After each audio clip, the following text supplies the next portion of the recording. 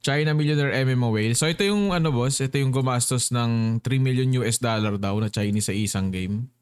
If I was in New York City and I pulled out my mobile game, showed you my level 900 powerful character, chances are you'll call me a loser. If I did that in China, chances are you might call me a boss. Actually, it's more like the chance of you calling me a cool guy is higher because more people play video games in China. This is Fantasy Westward Journey. Ito yung ano nila, gantong laro yung pinipay to win nila sa China. Parang sobrang basic, no? Browser game? King na browser game? A 25-year-old game. Yet some players in China spend up to millions of dollars to keep their accounts competitive. 第一名，150级无级别愤怒加凝神诀腰带，成交价1000。12 million yuan, 1.8 million? Isang item, 12 million yuan, 1.8 million dollars. Magkano yun sa peso, pre? Grabe naman gumastos to mga to. 1.8 million USD times 62 ngayon, di ba? Puchang 111 million ginagastos nila sa isang item para dito sa browser game. Browser game to, no? Legacy game na yan sa kanila. Parang, okay. Okay, yun pala. So parang ito yung ragda ng Pinas sa kanila. 1200万，全服最贵，1200万是什么概念呢？等于北京3环 Down payment of a house in Ring 3 of Beijing. 一套房的首付了啊！我们玩的是游戏，土豪玩的是房地产。 And there was even a case of money laundering by Chinese officials using this game. And this is a player in another old game called Legend of Mir 2. The player 8L Legend of Mir? Mir pala, Mir. Iba pala to. spent tens of millions of dollars so that he could 1 versus 200 players in this game. Keep in mind, Ultimate pay to win? 1 versus 200? this was 2003. Ultimate pay to win yun ah. Welcome to Unclassified China, where we deep dive on issues in China. And today's topic is China's crazy microtransaction culture. Now, you might hear that someone dropped $40,000 in a video game called Where Winds Meet so that everybody can ride on this magical boat. And you might think that this guy is crazy. Why would you ever drop 40 racks on a video game? Or somebody 40 racks? 40 racks ba? $40,000 o $40? in Japan dropped 70,000 USD worth on a mobile game. It sounds outrageous. But let me tell you, these are rookie numbers. A Chinese streamer named Ghost Uncle dropped a whopping 2.6 million USD, Grabe. equivalent to around 18 million yuan, on a mobile game called Naruto Mobile. 是哪个托？他能托1810万的？ Parang hindi yata to ano. Parang auto to eh. Naruto Mobile. Mobile game called Naruto Mobile. 是哪个？ Parang nalaro ko na to eh. Parang, Ninja Saga. Parang Ninja Saga nga, boss, yung dating niya. 他能托1810万的？ It's a Chinese exclusive Grabe naman yun. mobile game.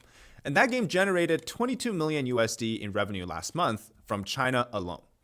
All right, so 18 million Paldo yun yuan ah. on a single game. It takes a regular Chinese employee 100 plus years to not even earn that much money. Ghost Uncle, according to some sources, is likely the son of a real estate developer in a county, not even a city level in China. And that's enough for him to afford this lifestyle. Obviously, he streams Grabe. and he makes money that way too. But that was just from a single game. He has since moved on to playing other gacha games as well.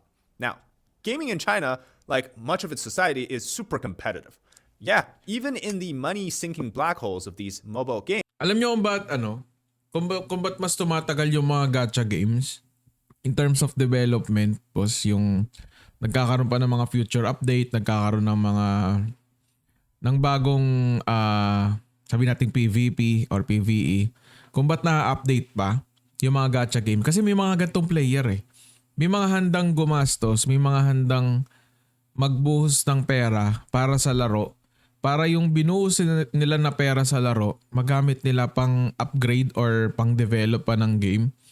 Para mapalaro ulit yung ibang player and yung mga whaler ng game nila. Alam mo yan, mas sustainable siya. Hindi mo masyadong hahanapin kung saan mo kukunin yung pera na ipangpapasahod mo sa mga developer mo. Yun ang reason, siguro tingin ko lang, yun ang reason kung bakit mas tuloy-tuloy yung development ng mga game na may mga gacha. Pero syempre hindi lahat. Hindi naman lahat may mga whaler eh. games, Chinese gamers want to be the highest ranking player, whether that's with higher numbers of how they do damage or how many levels there are or what items are the most precious and unique and rare. Whatever the case to measure their power level is, they want to be number one. And for many Grabe. rich CCP officials' kids, rich princelings, third generation red CCP family members, young kids just in general who have access to money, instead of maybe buying a car, another Ferrari, they could drop 400, 500,000 yuan in a video game, flexing statistics as a great way to show off to the peasants. In fact, some of the old video games still being played, very popular in China today, even in the streaming industry, like Fantasy Westward Journey, so popular with millions of yuan literally being poured into the game as we speak. A player in China spent over 10 million yuan on a single account in this particular game, and that's around 1.4 million USD. And in terms of game items, some can go to as much as 130,000 yuan, 450,000 yuan, or even 2 million yuan for a single item. Now, you Grabe might be no. thinking, is this some sort of like a digital cryptocurrency situation, or is it like an NFT? It's actually not. Like in most cases, these things don't really Di ba matter because NFT? they have no Ano, di mo values, mabibenta? except to the people who are heavily invested into the game. And the purpose of this, well, in general, let's use the term that kids use nowadays, to mog you on item levels and power levels. You could say that Chinese gaming is like power maxing or game maxing or item level maxing, mogging everybody else, right? The analogy used in China to describe this phenomenon in terms of how spending really correlates to achievement or success. in Napansin video nyo, no? Parang kino-compare na rin nila sa mga NFT game. Kasi yung mga ganito, yung mga ganitong laro, ayan, parang ang hirap ng ibenta niyan eh. For example, gumastos ka ng million USD. Parang ang hirap na niyang ibenta ulit, boss. Mahirapan ka na maghanap ng buyer. Kahit may makita kang whaler, parang ang hirap niyang ibenta. Lalo na kung nakabind siya sa main wallet mo or sa main Gmail mo. Bibenta mo yung Gmail mo. Minsan kasi hindi na eh. Ako, tingin ko lang yung mga whaler, yung mga mayayaman, siguro hindi na nila iniisip na gumawa pa ng alt na Gmail para lang ibenta nila soon yung character nila. Parang yun yung isa sa pinakahuli nilang ginagawa or maiisip. What if nag-invest lang pala si Jen sa Emir, boss? Kasi next 5 years lalaki value ng Wimix. Di ko alam yun, boss. is something like a warrior in full medieval armor is shot dead by a frail old man with a pistol. It's just there's an out of this world difference in terms of the combat capability. Or you could think of it like bringing a gun to a knife fight, but for like power levels. A more recent game called Justice Online, one player named Lan Shan spent a whopping 150 million RMB on the game. Ano RMB? In fact, that game even created a golden server for the ultra-rich spenders to play in. So this Lanshan guy pioneered a professional salary system for his guild, and he famously said that he would give wages, essentially paying players of high levels, covering their server transfer fees, massive cash bonuses for winning championships and tournaments. And so in one instance, to boost the morale before a tournament, he purchased dozens of these Phoenix sedans, which are like horses that you ride on, for 8,000 yuan each as gifts for his guild members. So instead of giving them Rolexes, sarap he naman gave nun. them in-game horses. PDD, who is a former professional video game player, spent a rumored 10 million RMB in Justice Online, the same game that this guy just dropped 150 million. But the official response from the game developer was that he only dropped 500,000 RMB. The reason why I'm not giving you them in USD is because these numbers, they sound like it's a lot, right? Well, it is a lot for a Chinese person. Here's a good, I would say a pretty good comparison, but you be the judge. Making 500,000 RMB a year in China means you're either like, say, the legal counsel for a major Ano ba yung RMB? RMB? 500 RMB to PHP. 500k RMB to PHP. Ay, 4 million? 4.5 million? Ay, mahirap nga to, boss. Hindi nga to basa-basa ma-achieve. corporation, or you're the general manager for an up-and-coming AI company, or you're like the chief engineering for a certain brand, okay? So think of how you well with that number, but that's literally somebody's yearly salary working in an industry that actually benefits people dropped on a video game. Now, China overall has around 670 million gamers, which is more than half of its population, in spreading out through different platforms, mobile games being one of the most popular, and the market in China is projected to generate around 138 billion USD in 2025, and that is the largest gaming market on the planet by a significant margin. Chinese players have Kaya naalala nyo, pre, di ba, ang laki ng, naalala nyo yung recent na balita sa WeMix, di ba parang 40% ng WeMix company, WeMade, binili ng isang Chinese company. So yun ang tingin kong plano nila. Tingin ko mas i-introduce nila yung mga games from WeMade sa China market. Kaya tingin ko talaga, sinabi ko na rin naman last time or nung time na pinag-uusapan natin to, na malaking factor yon and magandang ano yun. Kumbaga magandang signal yon para sa WeMade na ang mag-handle is or malaking factor na ng WeMade ngayon is nasa Chinese market na. access also to a unique genre, not so popular until recently, which is called the wuxia MMO genre. And this genre is one where you can kind of consider to be the equivalent of the Lord of the Ring or the World of Warcraft series, that type of mythic, pretty cool stuff, but like Chinese mythology. And that's where it's the genre that's been capitalizing or at the forefront of this free-to-play model, but pay-to-win fan base, right? Now, just because of the raw size of the market or the games themselves, that's not necessarily the main part of the story. It's really the culture around spend to play. Now, China's mobile gaming industry, people average a revenue per person at roughly $124 per person per year. Okay, so a single person works out on average to spend around $124. You might be thinking to yourself, like, I've never paid more than like $5 for a game, or if you own an Xbox or PlayStation, you might have bought a game for $80 and that was it. But that's not as sounding in terms of how ridiculous that number is until you compare it to what people do in the US, okay? United States, with a far higher average income, sits at about $60 per person per year. So it's more than half. In China, they're extracting more than half or more than double per player than the wealthiest large consumer market in the world, from a country where the average urban wage is like a fraction, not even, I would say, of American salaries. So you're thinking like this, right? They're less than half or of the spending power, yet they're spending double the amount of money per person who played the video game on that particular video game. Okay, so obviously something in the design of these games is pulling money out of people's pockets, and it's at a rate that defies the income gap. So that's where, it's a culture thing, right? To understand how this works, you first kind of have to understand the hierarchy of player bases. In the West, we call players who spend a lot of money to keep the game free, quote unquote free, as the whales, right? They're essentially the 20%. Whales din pala tawag nila dun. They're essentially the 20%, 10% or 5% of the player base, but they might actually be around 60 to 70% of the game's economy.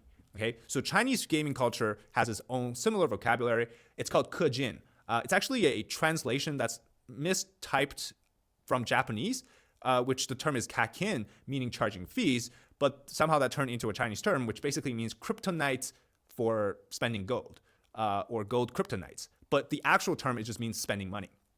And Chinese whales are referred to as tu house, which are basically translated to meaning that these are rich people who have no class, as in no, like they didn't come from old money. Right? They're not even new money, but they're just like people say from the countryside that got rich, doesn't have a lot of education and whatnot. Then there's also tiers to this. There's like the God tier tu house, who are like millionaires, billionaires, who actually spend so much money that you will never even reach that level. And then you have may mga ganito talaga. May mga ganito tulad sa dito sa Emir, sila Jennifer, tsaka si Megan. Ibang klase na magtalpak talaga yung dalawang. Pero hindi sila Chinese. Sila, Thailand sila. Malakas din tumalpak. Actually, ang pinakamalalakas tumalpak based sa paglalaro ko ng mga MMO na yung large scale PvP MMO talaga. Mga Nightcrows, Legend of Ymir. Thai versus Chinese talaga sa endgame. Yun talaga yung pinakamalalakas gumasto sa game. Na parang unlimited lagi yung pera nila pag nagasto sila. Were just called the regular two house. One game where this was kind of making rounds because it was just so popular at the time, something called Dungeon Fighter Online. And this is a popular video game in China because there's a top streamer who regularly would spend tens of thousands of dollars on enhancing the character's items to this insane number, which is all by chance, right? So if you fail it, it will break and then you have to start all over. So basically just keep spending gold, which you buy with real money, to keep enhancing it until you reach that level. So it basically, what it does is it allows the players to complete missions faster or extremely fast. And it got to a point where the players referred to the Chinese server as a unique server because compared to the Korean and the global release or the Japanese release, the amount of players who spent money to enhance their items has basically blown the power level off the chart. 就剩这一个了，大不了再上个18是吧？我呀！ Uy, gago, pumasok. Pumasok.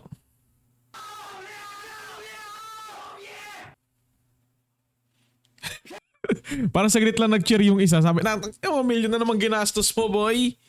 Saglit lang nag-cheer yung isa eh. Parang pinakisamahan na lang niya eh. Laki na ginastos mo. You know. And one aspect that really fosters this at the same time as spending is the streaming. Like I mentioned, that live streamer is so popular. People love watching his reaction to, going up to a certain number or percentage, whatnot. My account for 100 million, not enough. My account cost me more than 200 million yuan. Ganun talaga. Hindi mo naman babawi yan. 50%. Kung ako tatanungin, 50% na ginastos mo pag ayaw mo na sa game, palag na yun. Swerte na yun eh.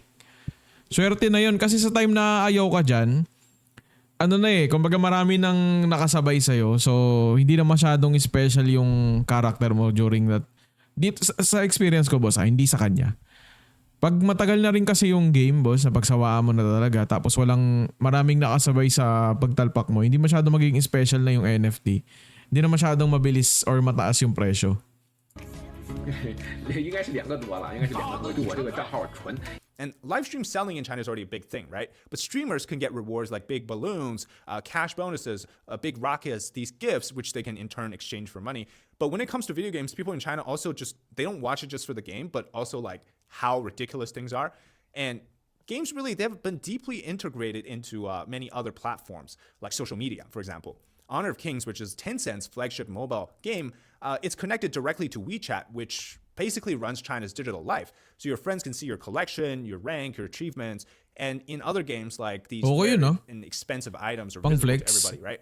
So because you have so many people who play this game, the fan base for you is much bigger.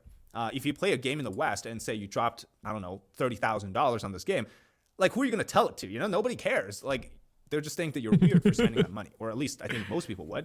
But then when you go to China, this turn the idea of spending. Ganun pala yung sa kanila. Sobrang flex pala sa kanila kapag pag spender or whaler.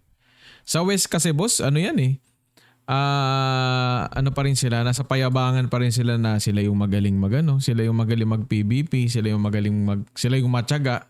Matyaga talaga kayo, mayaman yung country nyo eh. Dito sa Pilipinas, pag nagtyaga ka dito, may mga buwan na hindi mo kayang magtyaga kasi tulad ngayon, napakadaming binaha ngayon. Yung iba nagje-jet ski na sa baha. So pag dito ka tsumaga sa Pilipinas, malabo eh kasi mahirap yung buhay. Hindi ka tulad sa West, no? Mas okay yung buhay doon. Mas mataas yung chance na makakain ka pa rin ng regular doon kahit hindi ka magtrabaho ng regular compare dito. Pag di ka dito nagtrabaho ng regular, boss, gutom ka talaga. What essentially is a social event, right? I think it's from an optional sort of bonus to making you play better to effectively becoming something that's mandatory or compulsory.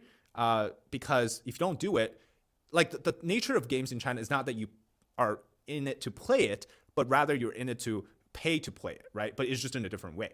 And so with how competitive things are, stopping or not spending more is basically like giving up. And so you keep investing into it. Siguro mga 3 to 5 years pa. Ma-accept na rin ng Western yung mga games na may auto, may pay to win.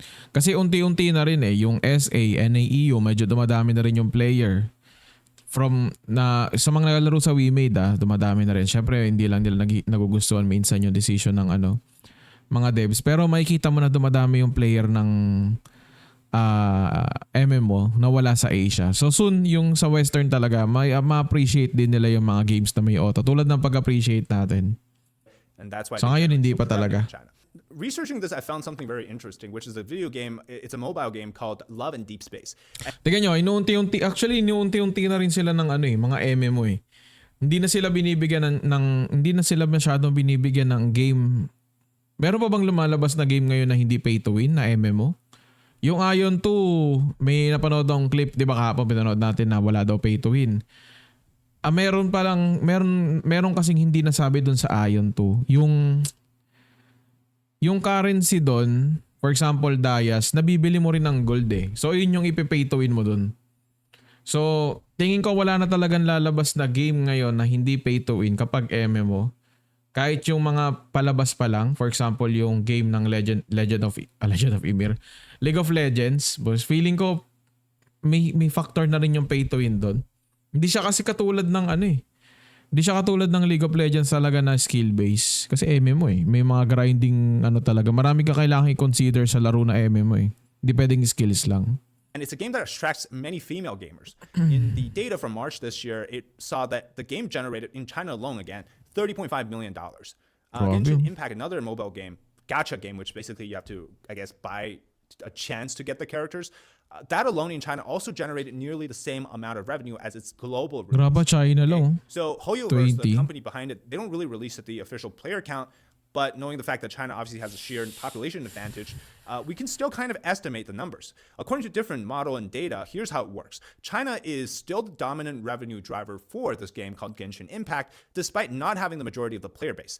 It accounts for roughly 22% of the global downloads and yet contributes about 55% of the total mobile revenue, which includes Android and iOS. If it's just iOS alone, then it's only 38.5%. Balita ko, boss, magre-release si Ymir ng PvP system na hindi based sa GP. Magkakaroon ng ganun. Pero yung Ymir Cup, yung pinakamalaking tournament ni Legend of Ymir, based pa rin yun sa kung ano yung progress mo, ano yung laman ng character mo, doon pa rin naka-base. Pero magkakaroon ng separate na gano'n na skill-based na siya. Pero siyempre, wag nyo expect na sobrang ganda ng reward nun. Pero at least, This diba? implies that a significantly higher spending intensity among the Chinese players, which is around 2 to 2.5% of the global average per user. And that market combines large-scale, obviously there's characters, strong monetization incentives, and a lot of things that are basically tied to the game's financial performance. And so you can see that seems to be like the perfect formula for you to get people in China to spend. But having said all this, it's a lot of information. I'll just leave you with one final comment, which is that while we're complaining that the games are costing $80 with season passes, Chinese gamers are asking, when can I drop another 1,000 on this game? All right, thank you very much for watching this episode of Unclassified China. Grabe no, ang lala talaga ng mga Chinese sa pay to win, pre. Kaya ang hirap nilang talunin eh. Sobrang hirap nilang talunin. Minsan matatalo mo lang sila ng early.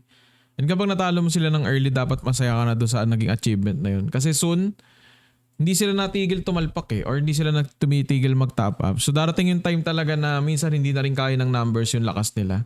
Sa una talaga halos lahat ng MMO. Sa una talaga halos lahat ng MMO. So kahit pay to win or hindi. Lamang sa simula yung may numbers. Lalo sa mga first week, mga first 2 weeks, 3 weeks, 4 weeks. Lamang pa yung may numbers yan. Habang tumatagal, lumalaki yung gap niya ng mga pay to win.